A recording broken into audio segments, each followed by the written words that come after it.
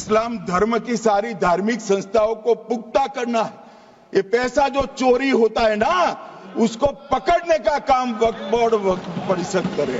और मान्यवर, वो चाहते हैं कि इनके राज में जो मिलीभगत चली वो चलती रहे, ये नहीं चलेगी। माननीय गृह मंत्री जी,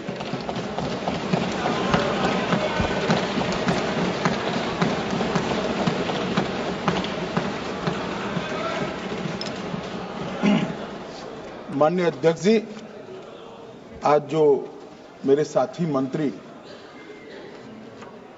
बिल लेकर आए हैं उसके समर्थन में मैं खड़ा हुआ। माननीय अध्यक्ष जी, मैं सुबह से जो चर्चा चल रही है 12 बजे से, ओके एक मिनट चेक कराता हूँ। हाँ एक सेकंड चेक कराता हूँ। एक सेकंड में करा रहे हैं, चेक करा रहे हैं। माननीय अध्यक्ष जी, 2 मिनट लगता है कभी। सुबह से जो चर्चा चल रही है उसको मैंने बारीकी से सुना है। मुझे लगता है या तो निर्दोष भाव से या तो राजनीतिक कारणों से ढेर सारी भ्रांतियां कई सदस्यों के मन में भी है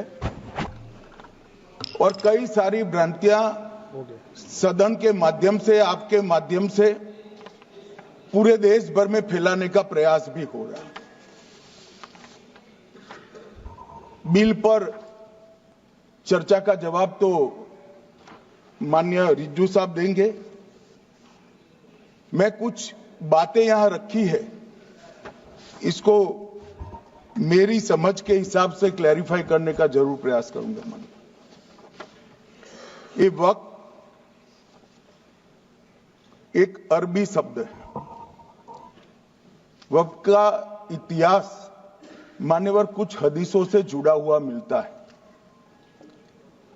और आजकल जिस अर्थ में वक्त शब्द का प्रयोग किया जाता है, इसका मतलब है अल्लाह के नाम पर संपत्ति का दान, पवित्र धार्मिक उद्देश्यों के लिए संपत्ति का दान। मान्यवर, वक्त का समकालीन अर्थ, अभी जो अर्थ हम समझ रहे हैं, वो इस्लाम के दूसरे खलीफा श्री उमर के समय में अस्तित्व में आया। एक प्रकार से इसकी आज की भाषा में व्याख्या करें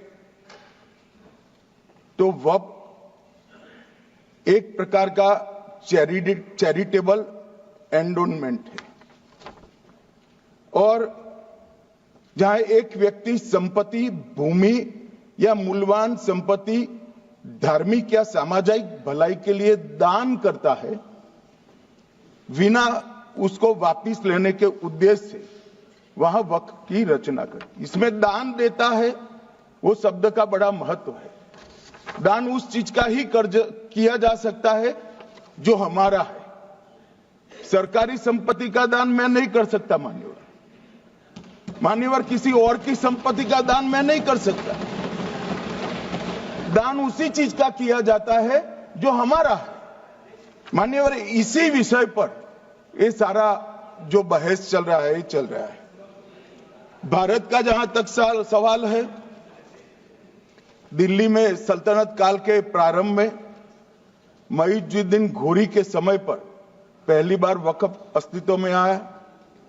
अंग्रेजों के जमाने में 1863 के धार्मिक दान अधिनियम से चलता था। बाद में चैरिटेबल प्रॉपर्टीज एक्ट 1890 से चला। उसके बाद 1913 में मुसलमान वक्फ वैलिडेटिंग एक्ट अस्तित्व में आया। तब तक ये सारी प्रक्रियाएं चैरिटेबल एक्ट के तहत चलती थी। मान्यवर, आजादी के बाद वही एक्ट को 1954 में वक्फ के केंद्रीकरण के लिए बदला गया। 95 में वक्फ न्याय अधिकरण और वक्फ बोर्डों की स्थापना की। अब ध्यान से सुनिएगा मान्यवर, वक्फ परिषद और वक्फ बोर्ड ये 1995 से आए। ये पूरा झगड़ा जो चल रहा है, आपने नॉन हिंदू को रख दिया और नॉन मुस्लिम को रख दिया, गैर मुस्लिम को रखा। वो झगड़ा वक्फ में दखल करने का है। पहले तो वक्फ में कोई गैर इस्लामिक सदस्य आएगा ही नहीं, ये स्पष्टता समझ लीजिए। ना मुतवल्ली गैर इस्लामिक होगा, ना वाकिफ गैर इस्लामिक होगा। मान्यवर, वहां कोई प्रोविजन नहीं है। जो धार्मिक संस्थाओं का संचालन करते हैं उसमें कोई गैर मुस्लिम व्यक्ति रखने का प्रावधान किया भी नहीं है, हम करना भी नहीं चाहते हैं मान्यवर। इसलिए जो बड़े बड़े भाषण करते हैं कि समानता का अधिकार चला गया, दो धर्मों के बीच में समानता नहीं रही, मुसलमानों के धार्मिक अधिकारों के बीच में दखल खड़ी हो जाएगी, कुछ नहीं होने वाला मान्यवर। इस दृष्टि से देखें तो 1995 तक वक्फ की काउंसिल और वक्फ बोर्ड था ही नहीं, वो तो 95 से आया। और मान्यवर, ये जो भ्रम खड़ा किया जाता है कि ये एक मुस्लिम भाइयों के धार्मिक क्रियाकलापों के अंदर, उनके दान की हुई संपत्ति के अंदर दखल करने का है, ये बहुत बड़ी भ्रांति फैलाकर माइनॉरिटी को डराकर अपनी वोट बैंक खड़ी करने के लिए किया जा रहा है मान्यवर। कहां पर गैर मुस्लिम सदस्य रखे जाएंगे? परिषद में और वक्फ बोर्ड में। उसका काम क्या है? उनका काम धार्मिक क्रियाकलापों को कुछ चलाने का नहीं है। वो शुद्ध रूप से वक्फ का जो कानून, दान के लिए किसी ने दी हुई संपत्ति, उसका एडमिनिस्ट्रेशन अच्छे से चल रहा है नहीं चल रहा है, कानून के हिसाब से चल रहा है नहीं चल रहा है, या तो दान जिस चीज के लिए दिया गया, इस्लाम धर्म के लिए दिया गया, गरीबों के भोजन के लिए दिया गया, गरीबों के उद्धार के लिए, वो उद्देश्य के लिए इसका उपयोग हो रहा है नहीं हो रहा है, इसका नियमन करने का काम है मान्यवर। अब मैं इसको मान्यवर बाकी सारे धर्मों के साथ कंपैरिजन करते हैं और कहते हैं दखल किया है। मैं उसको स्पष्ट करना चाहता हूं। मान्यवर, वक्फ जो है वो हमारे यहां ट्रस्ट एक्ट है, इसमें ट्रस्ट है। तो ट्रस्ट के अंदर जो ट्रस्ट को बनाते हैं वो ट्रस्टी होते हैं और एक मैनेजिंग ट्रस्टी होते हैं। वक्फ में वाकिफ होता है, वक्फ होता है और मुतवल्ली होता है। ये सारे इस्लाम के अनुयायी हैं। अरे भाई, आप कह रहे हो, हम तो कह रहे हैं क्योंकि इसका वक्फ शब्द ही इस्लाम से आया है, इसलिए हम कह रहे हैं कि वक्फ वो ही कर सकता है जो इस्लाम का अनुयायी हो। अब आप उसका विरोध कर रहे हो, तो आप तो वक्फ में भी नॉन इस्लामिक आदमी चाहते हो। मान्यवर, क्या कह रहे हैं? हम इसलिए कह रहे हैं कि वक्फ वो ही कर सकता है जो प्रैक्टिसिंग इस्लाम को प्रैक्टिस करता होगा, क्योंकि मान्यवर इसकी उत्पत्ति ही इस्लाम के सिद्धांतों से हुई। अब मान्यवर, वक्फ धार्मिक हुआ, वक्फ बोर्ड नहीं हुआ, वक्फ परिषद भी नहीं हुई। अरे सुनो भाई, मान्यवर, ट्रस्ट के अंदर ट्रस्टी जो होते हैं, जो चर्च होगा तो क्रिश्चियन होंगे, पारसी भी होंगे, पारसी के लिए वो ट्रस्ट होगा, तो हिंदू होगा तो हिंदू के लिए। अब चैरिटी कमिश्नर हम कहेंगे कि भाई मुस्लिम क्यों आया?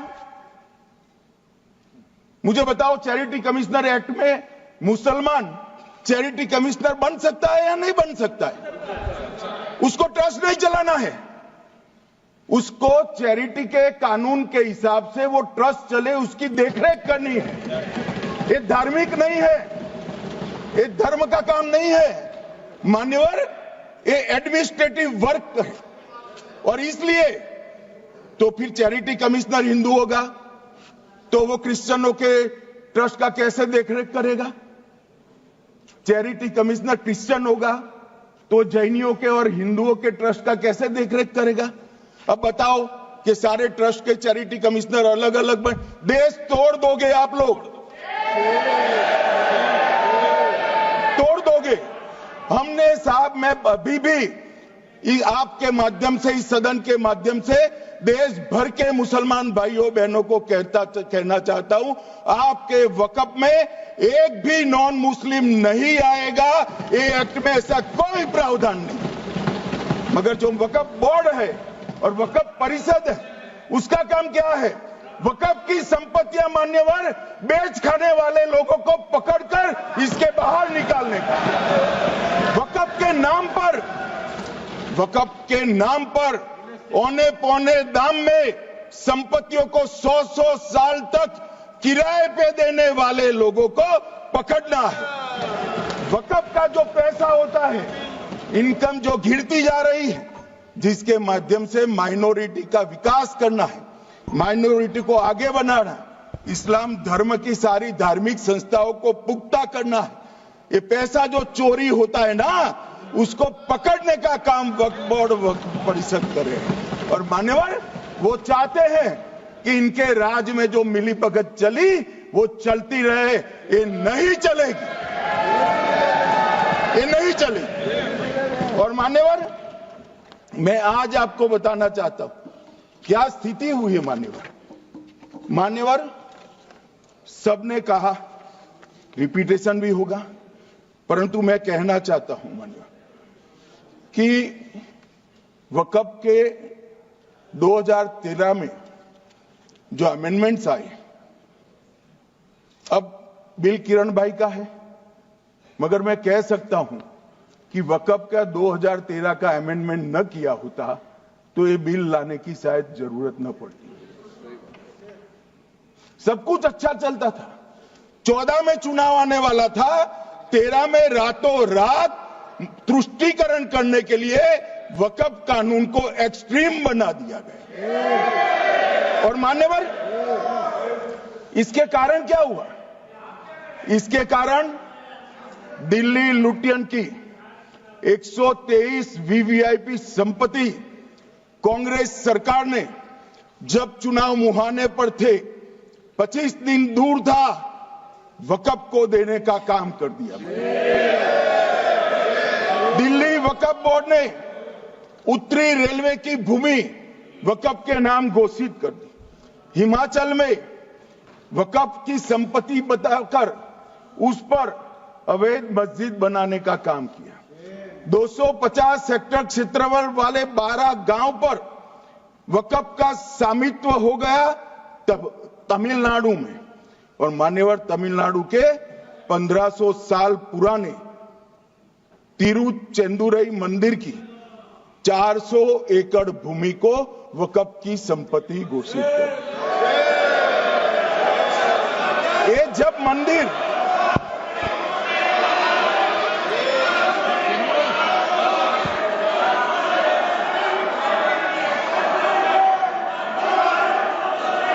आपको मौका मिले जब अपनी बात कह देना, प्लीज बैठिए। मान्यवर, कर्नाटक की, आपको मौका मिले जब अपनी बात कह देना। आप भी बहुत मिसलीड करते हैं, बैठिए। गृह मंत्री जी। मान्यवर, कर्नाटक की मणिपट्टी समिति का रिपोर्ट में पढ़ रहा हूं, इसमें मेरा कुछ नहीं है, खड़े मत हो जाना। ये मणिपट्टी समिति का रिपोर्ट है। 29,000 एकड़ भूमि वक्फ की बिजनेस के उपयोग के लिए किराए पर दे दी।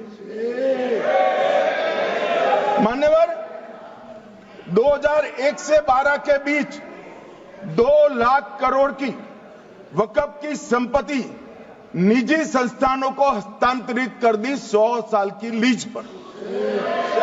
मान्यवर,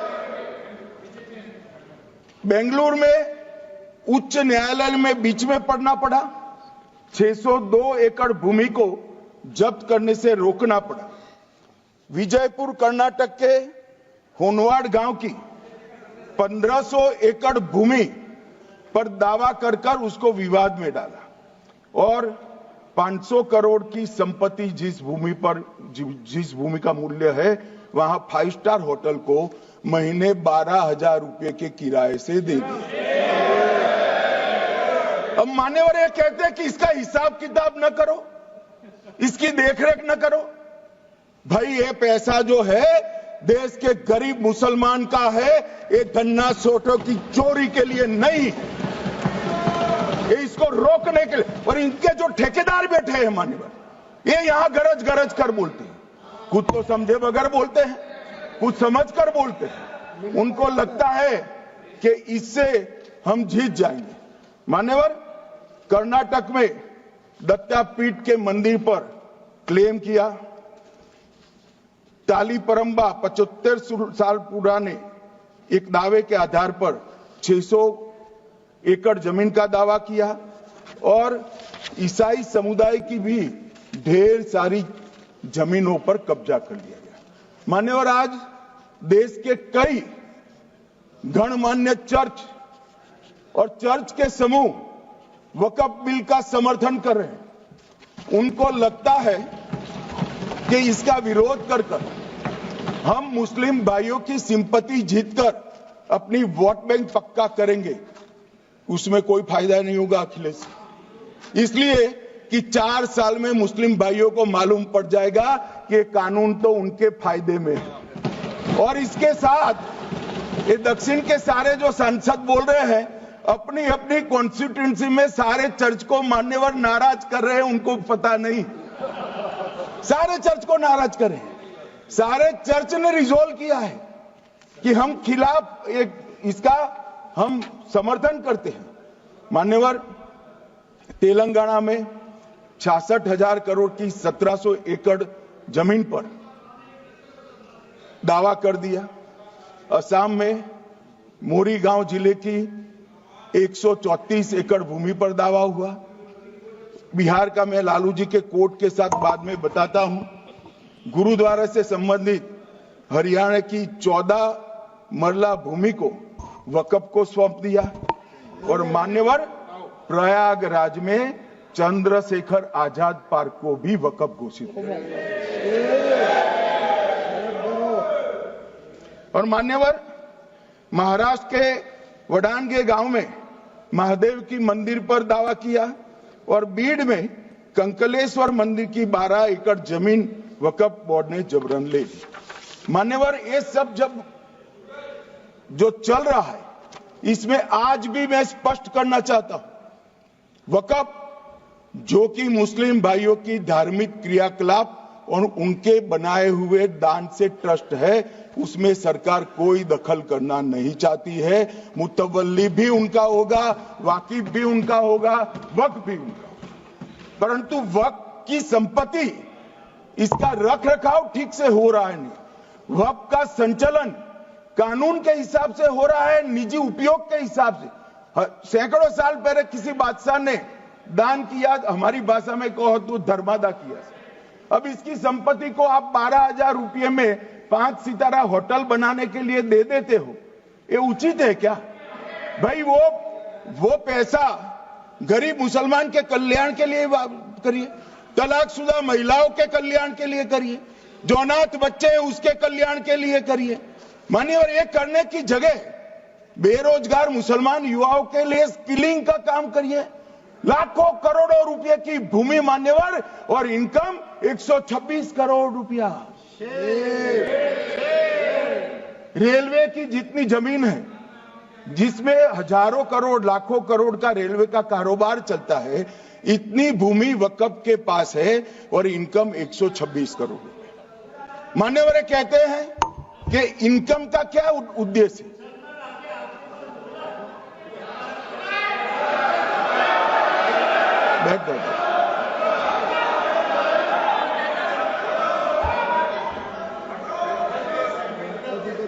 मान्यवर, मैं दादा की टेंशन समझ रहा हूं, ये बंगाल के मुसलमान भी सुन रहे हैं, तो उनको टेंशन होना स्वाभाविक है। मान्यवर, लालू प्रसाद जी, आज आरजेडी के सारे सदस्य बोले, जब 2013 का अमेंडमेंट आया, मैं लालू जी का तो पूरा पढ़ना चाहता हूं, बाकी सदस्यों का सिर्फ टोकन पढ़ूंगा। लालू जी ने क्या कहा मैडम, सरकार जो यह संशोधन विधेयक पेश किया है, सरकार की पहल का हम स्वागत करते हैं। शाहनवाज हुसैन जी और अन्य माननीय सदस्यों ने अपनी बातों को यहां रखा, मैं उसका समर्थन करता हूं। आप देखिए, सारी जमीनें हड़प ली गई है, चाहे सरकारी हो या गैर सरकारी। वक्फ बोर्ड में जो काम करने वाले लोग हैं, उनके द्वारा सारी प्राइम लैंड को बेच दिया गया है। पटना में ही डाक बंगले की जितनी प्रॉपर्टी थी, सब पर अपार्टमेंट बन गए। इस तरह की काफी लूट खसोट हुई है। हम संशोधन विधेयक तो आपको अंत में लाए हैं, समर्थन करते हैं, लेकिन मैं चाहता हूं कि भविष्य में आप कड़ा कानून लाइए और ये जो चोरी करने वाले लोग हो, उनको जेल की सलाखों के पीछे। अब साहब, लालू प्रसाद की इच्छा इन्होंने तो पूरी नहीं की, नरेंद्र मोदी जी ने पूरी कर दी। ये लालू जी ने कहा था, एक कड़ा कानून लाइए। मान्यवर शरीफुद्दीन शरीफ, उन्होंने कहा, मंत्री जी समझते हैं कि शायद इससे मुसलमानों का वोट मिल जाएगा, लिहाजा मुसलमान लोगों ने भी खुद ही तबाही मचाई है, इसलिए मैं गुजारिश करूंगा कि इसके लिए आप सख्त कानून बनाइए, उनके हाथों में हथकड़ियां पहनाइए और जो उनके कब्जे किए हैं वो जमीनों बेचकर गरीब और तलाकशुदा मुस्लिम बहनों का कल्याण करिए। इसके बाद श्री हमीदुल्लाह सैयद लक्षद्वीप से थे, उनका भी इसी टोन का भाषण है। और मान्यवर, मैं आज की बात नहीं कर रहा हूं, 2013 का जो बिल कांग्रेस पार्टी लेकर आई, इसके विरोध में इनके समर्थकों ने जो कहा था, मान्यवर ये है। और क्या होगा भाई इससे? पारदर्शी ऑडिट होगी, आज ऑडिट ही नहीं हो रही। रिपोर्ट ऑनलाइन जमा करने की सिस्टम नहीं है, वो होगी, रिपोर्ट देनी पड़ेगी, बैलेंस शीट जमा करनी पड़ेगी, ऑडिट होगी, कैग के रिटायर्ड ऑफिसर ऑडिट करेंगे और मान्यवर पारदर्शिता आएगी। इससे क्यों डरना चाहिए किसी को? पारदर्शिता से क्यों? और वक्फ बोर्ड और वक्फ परिषद, इसका कोई ऑर्डर हम ऐसा नहीं लिख रहे हैं कि कोर्ट में नहीं जा सकते। आपने तो कर दिया था कि ये ऑर्डर को कोई कोर्ट में चैलेंज ही नहीं कर सकता, पूरा संविधान वहां समाप्त कर दिया मान्यवर। और मान्यवर, हम तो इसको कहते हैं कि कोई भी चैलेंज कर सकता है कायदे की अदालत में। इस देश में संविधान का राज है, ग्रीवेंसेस जिसका भी हो कोर्ट में जा सकता है। 2013 में जिसकी भूमि हड़पी, इसके ग्रीवेंसेस को भी कोर्ट के फोरम से बाहर करने का पाप एक कांग्रेस पार्टी ने किया। मान्यवर, एक अफवाह और फैला रहे, रिट्रोस्पेक्टिव इफेक्ट से आ रहा है। मैं स्पष्ट कर देना चाहता हूं, इस सदन में बोलने के वक्त जिम्मेदारी के साथ बोलना चाहिए। अगर ये कानून का पहला पेज और तीसरी तक धाराएं भी पड़ी होती तो इसमें स्पष्ट लिखा है, ये कानून का अमल जिस दिन पारित होने के बाद भारत सरकार नोटिफिकेशन बाहर निकालेगी, उस दिन के बाद होगा। मतलब रिट्रोस्पेक्टिव इफेक्ट नहीं है, मगर मुस्लिम भाइयों को डराया जा रहा है कि रिट्रोस्पेक्टिव इफेक्ट से आएगा। मान्यवर, ये कह रहे कलेक्टर क्यों रखा है? मुझे एक बात बताओ भाई, जो बता सकते हैं, अगर किसी मंदिर के लिए जमीन खरीदनी है तो जमीन की मालिकी किसकी है वो हमारे देश में कौन तय करता है? सबको मालूम है, कलेक्टर करता है सर, रेवेन्यू ऑफिसर वही है। तो अगर वक्फ की भूमि जो वक्फ कर रहा है उसकी है या नहीं है, इसकी जांच कलेक्टर करे तो इसमें आपत्ति क्या है? वक्फ तो दान है भाई, और दान अपनी संपत्ति का किया जा सकता है, किसी और की संपत्ति का नहीं किया जा सकता। गांव में कोई बेचारा अमेरिका गया है 4 महीने पढ़ने के लिए, घूमने के लिए, आता है तो कि वक्फ घोषित हो गया। कोई कारोबार करने के लिए दिल्ली आया, आता है तो कि वक्फ घोषित हो गया।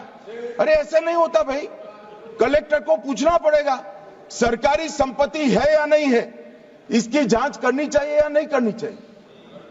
ढेर सारे मंदिर बनते हैं, बने भी है, बनेंगे भी, ढेर सारे चर्च बने हैं, गुरुद्वारे बने हैं, सरकारी संपत्ति पर बन सकते हैं क्या? नहीं बन सकते मान्यवर। जहां वक्फ की घोषणा होती है वो भूमि सरकारी है या नहीं है वो सत्यापित करना ही चाहिए, और कलेक्टर के अलावे इसको कोई सत्यापित नहीं। मान्यवर, इन्होंने मैंने पहले भी बताया मान्यवर, कोर्ट को भी रास्ते से निकाल दिया। मैं बाद में बात करता हूं मान्यवर, ये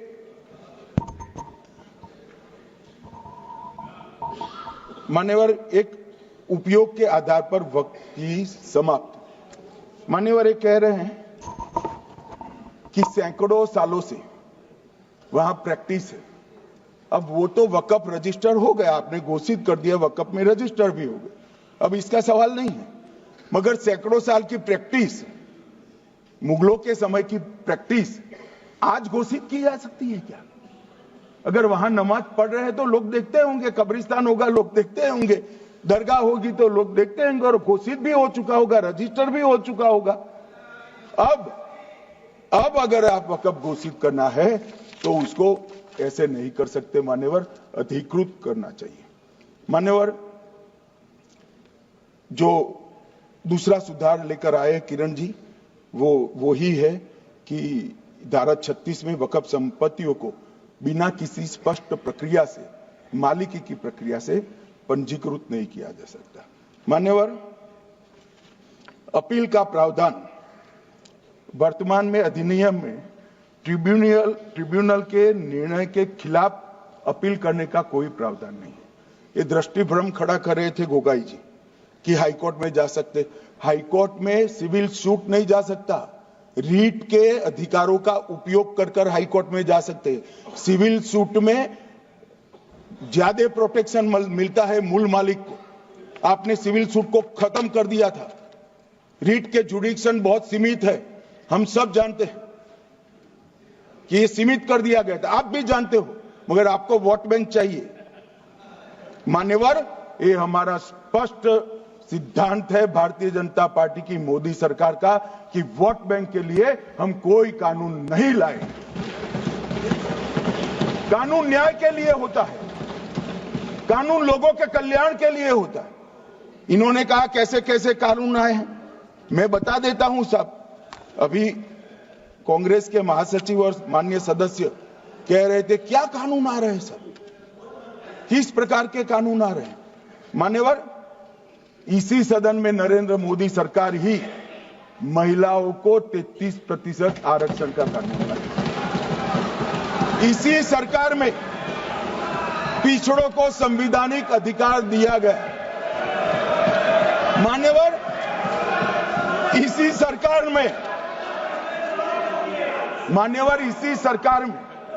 बजट जो आए, इसमें गरीबों को गैस, शौचालय, पानी, 5 लाख तक का बीमा, 5 किलो अनाज, बिजली और घर दिए गए।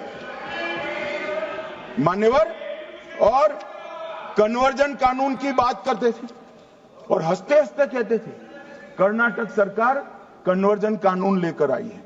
सबसे पहला कन्वर्जन कानून उड़ीसा और मध्य प्रदेश में कांग्रेस सरकार लेकर आई, मगर उस वक्त कांग्रेस सरकार तुष्टीकरण की नीति पर नहीं चलती थी, महात्मा गांधी के सिद्धांतों पर चलती थी। मध्य प्रदेश और उड़ीसा में सबसे पहला कन्वर्जन के खिलाफ कानून कोई लाया तो कांग्रेस पार्टी लाई, और मुझे गर्व है मेरी पार्टी की सरकारें कन्वर्जन पर कानून लाती। मान्यवर, सबको अपना धर्म का अनुसरण करने का अधिकार है, कोई शौक से करे, मगर लोभ, लालच, भय, इससे धर्म परिवर्तन नहीं कराया जा सकता। किसी गरीब के पास खाना नहीं है, खाना देकर उसका धर्म बदला दोगे? कोई थोड़ा कम पढ़ा लिखा व्यक्ति है, उसका धर्म बदला दोगे? ऐसे नहीं होगा मान्यवर।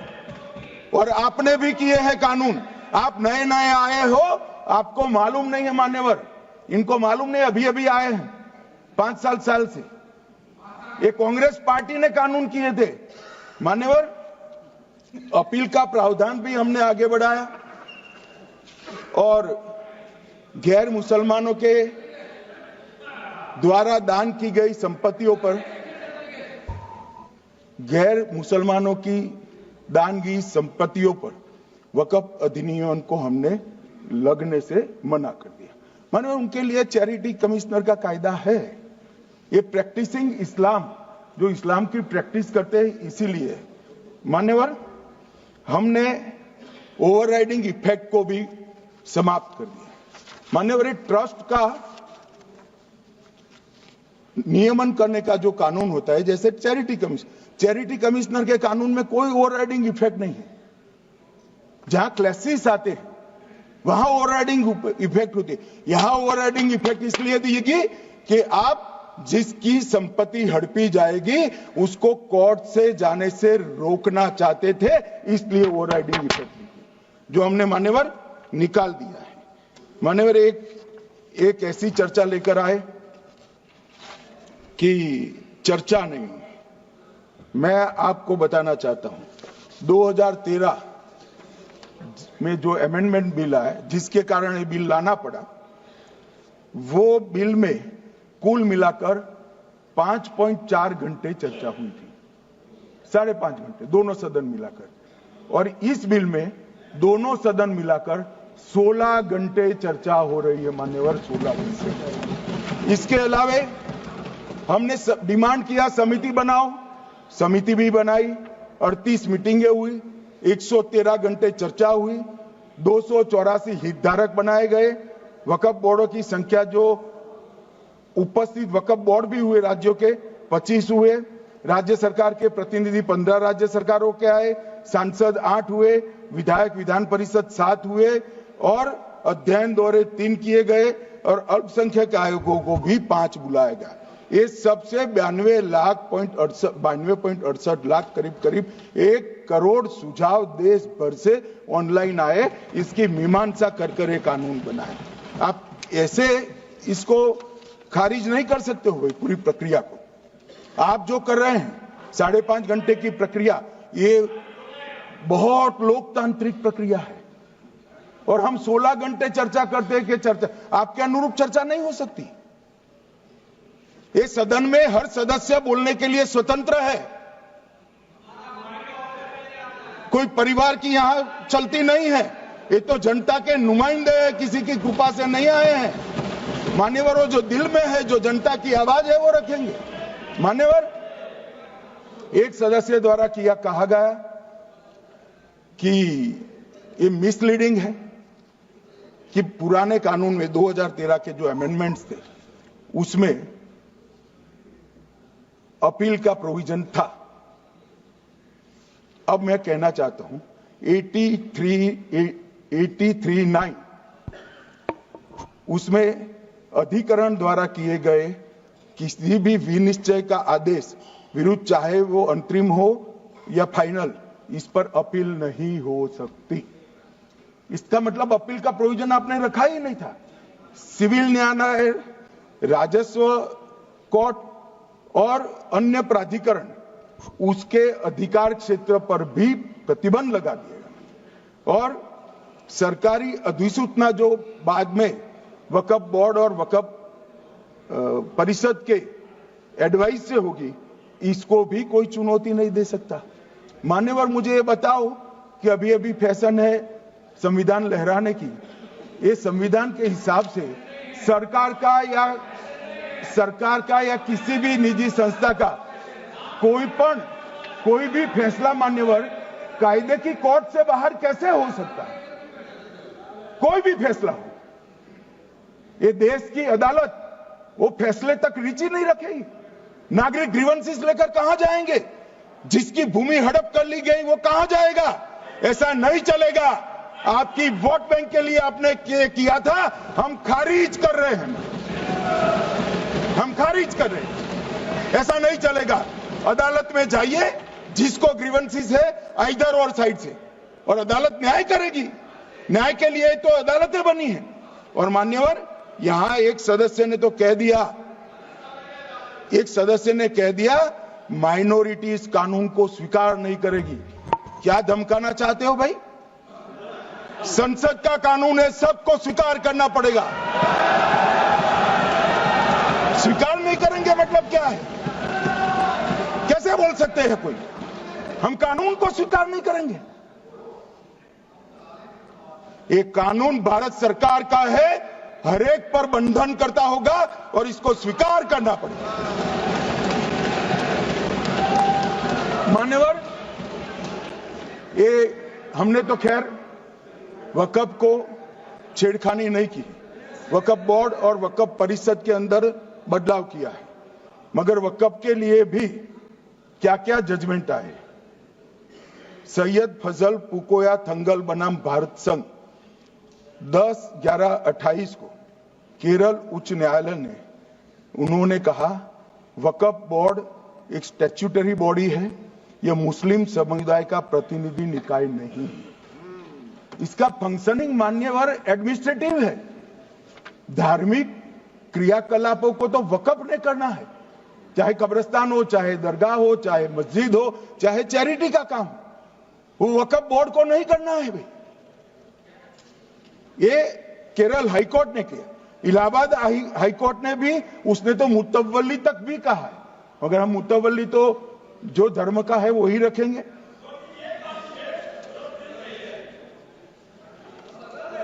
मान्यवर, इन्होंने कहा एक मुतवल्ली के कर्तव्य विशुद्ध रूप से धर्म निरपेक्ष कैरेक्टर है, मगर हम मुतवल्ली को छू नहीं रहे। मान्यवर ये कह रहे थे, मान्यवर ये कह रहे थे कि मान्यवर ये कह रहे थे कि कोई गड़बड़ियां नहीं हुई। मान्यवर,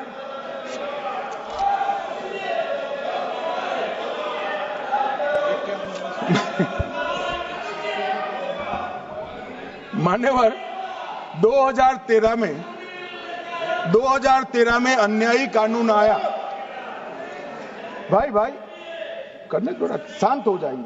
ये 26 के कारण डरे हुए हैं और कुछ कारण नहीं। चुनाव जो है ना अक्टूबर में, 25 में जो चुनाव है इसके कारण डरे। मान्यवर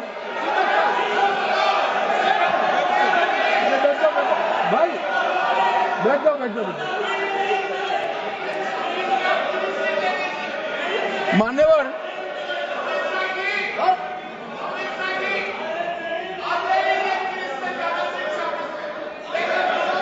बैठ जाओ।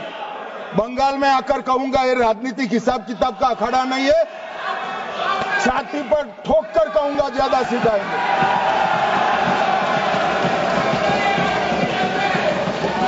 मान्यवर 2013 के, अरे बैठ जाओ वकील साहब बैठ जाइए। मान्यवर 2013 में वो भी रिपीट होने वाले हैं। मान्यवर 2013 में बैठ जाओ। मान्यवर 1913 से लेकर 2013 तक 1913 से 2013 तक वक्फ बोर्ड का कुल एकड़ में भूमि सब वक्फ का मिलाकर 18 लाख एकड़ था। मेरी विनंती है सभी सदस्य इसको ध्यान से सुनिए। 1913 से 2013 तक 18 लाख एकड़ और 13 से 25 तक एक कानून बनने का परिणाम क्या आया, और नई 21 लाख एकड़ भूमि बढ़ गई। अब मान्यवर 39 लाख एकड़ जो भूमि है उसमें 21 लाख एकड़ 13 के बाद है। अब ये कह रहे हैं कि इसका दुरुपयोग नहीं हो रहा है मान्यवर। और लीज पर दी गई संपत्तियां 20,000 थी और 25 में रिकॉर्ड के हिसाब से, हो सकता है गलत भी हो सकता है, रिकॉर्ड्स के हिसाब से शून्य हो गई। तो मान्यवर संपत्तियां कहां गई? मान्यवर बेच दी गई। किसकी संपत्ति से, किसकी परमिशन से बेचा? मान्यवर मैंने पहले ही कह दिया कि केरल और देश भर के Catholic bishop council, Catholic bishop conference of India, Catholic Congress Kerala, भारतीय कैथोलिक धर्मगुरुओं की महासभा, केरल चर्चों की संयुक्त परिषद, कैथोलिक कांग्रेस केरला, ये सब ने इस बिल का समर्थन करा है और कहा है अन्यायी 2013 का सुधार। हम अकेले नहीं कह रहे मान्यवर। और मान्यवर, इसी एक्ट में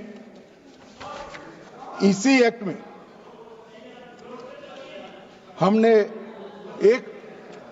एक बात कही कि जो योगदान था वक्फ बोर्ड का वो 7% से घटाकर 5% कर दिया। मान्यवर, अब ये जो कह रहे हैं ये मुसलमान भाइयों के हित में कह रहे हैं जिसका विरोध कर रहे हैं या अहित में? अगर 7 से 5% हमने कम किया तो ये कहां जाएगा? वो वक्फ में रहेगा। वक्फ बोर्ड का कम किया है। जो मस्जिद चल रही है उसको हमने 2% बढ़ाया है। ये उल्टा समझ रहे हैं मान्यवर। ये बिल जमीनों की सुरक्षा प्रदान करेगी मान्यवर। किसी की जमीन अब घोषणा मात्र से वक्फ नहीं बनेगी, उसको प्रोटेक्शन मान्यवर। पुरातत्व विभाग और एएसआई की जमीन को हम सुरक्षा देंगे। आदिवासी भाइयों की शेड्यूल 5 और शेड्यूल 6 की जो जमीन है वो सुरक्षित हो जाएगी। निजी संपत्ति जो आम नागरिकों की है वो भी सुरक्षित हो जाएगी। और वक्फ करने के लिए स्वामित्व को दान तो साहब अपनी संपत्ति का ही कर सकते हैं, गांव की संपत्ति का दान नहीं कर सकते। तो वक्फ निजी संपत्ति से ही स्वामित्व के बगैर नहीं हो पाएगा। इसमें पारदर्शिता लाने के लिए सूचना की प्रक्रिया को दाखिल किया गया है। वक्फ बोर्ड की वक्फ की जो संपत्ति घोषित करने की अधिकार थे उसको समाप्त कर दिए। कलेक्टर से सर्टिफाइड कराना पड़ेगा और नए वक्फ पारदर्शी तरीके से पंजीकृत भी करने पड़ेंगे। रजिस्ट्रेशन के बगैर कोई संस्था नहीं चल सकती। और मुस्लिम ट्रस्ट अब तक के जो है उसको हमने इस जो माफ करना, कई सारे ऐसे मुसलमान भाई हैं जो वक्फ के कानून को अंदर दायरे में आना नहीं चाहते। मुझे मिले थे वोरा समाज वाले, वोरा समाज है, अहमदिया है, कई सारे ऐसे समुदाय हैं, सिया भी है, पसमंदाओं के भी कुछ ट्रस्ट हैं। वो सभी को मैं एक आनंद का समाचार देना चाहता हूं, अब मुसलमान भी ट्रस्ट एक्ट के अंदर अपना ट्रस्ट रजिस्टर करा सकता है। इसके लिए कंपलसरी नहीं है कि वो वक्फ के कानून में भी जाए, चैरिटी कमिश्नर एक्ट के तहत वो करने वाला है।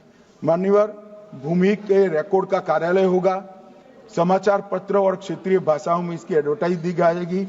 ढेर सारे प्रावधान मान्यवर इसके अंदर किए हैं। महिला, सिया, पसमंदा, वोरा, अहमदिया, उनका हमने समावेश किया ही है।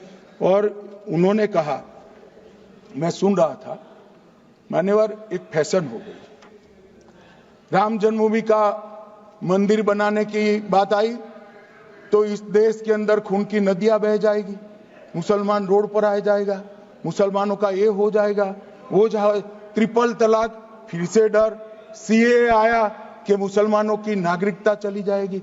जिन जिन ने भाषण किया है, एक मुसलमान की नागरिकता गई है तो बता दो। मुसलमान भी जानता है। और मैं तो आपके माध्यम से देश के मुसलमानों को अपील करना चाहता हूं मान्यवर, मैंने बहुत झेला है। ये कहते थे कि सीए कानून मुसलमानों की नागरिकता लेने 2 साल हो गए, एक भी मुसलमान की नागरिकता गई है तो सदन के पटल पर रखी। कितना झूठ फैलाया इन्होंने। मान्यवर, धारा 370 हटाई, ये कह रहे थे मुसलमानों का ये हो जाएगा, वो हो जाएगा, फिर से उमर अब्दुल्ला जीत कर आज शासन करे, आतंकवाद समाप्त हो गया। विकास शुरू हो गया, पर्यटन बढ़ गया। मान्यवर, एक कांग्रेस पार्टी और उसके साथियों ने मुसलमान भाइयों को डरा डरा कर अपनी वोट बैंक खड़ी करने का काम किया। हम नहीं डरा रहे मुसलमानों को, आप डरा रहे हो भाई। आप कह रहे हो ये हो जाएगा। मैं कहता हूं इस देश के नागरिक को किसी भी धर्म का हो कोई आंच नहीं आएगी। मान्यवर, ये नरेंद्र मोदी सरकार का सरकार। मान्यवर,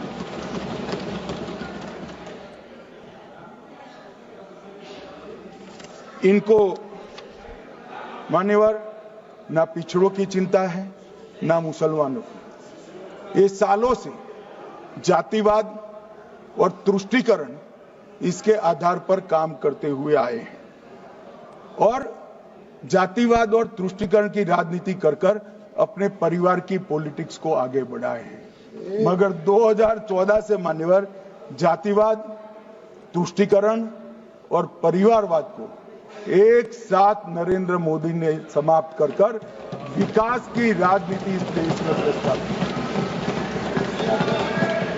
पॉलिटिक्स ऑफ परफॉर्मेंस, परफॉर्म करिए और चुनकर आइए। 3 टर्म मोदी जी को चुना है और 3 टर्म भारतीय जनता पार्टी की सरकार रहने वाली है। मेरी बात लिख कर मान्यवर, अंत में मैं किरण जी को बहुत बहुत बधाई देना चाहता हूं कि बहुत अभ्यास कर सारे दूषणों को निकालकर वक्फ कानून को शुद्ध, पारदर्शी और उद्देश्यों को समर्पित बनाने का काम रिज्जू साहब लेकर आए हैं। मैं इसका समर्थन करता हूं।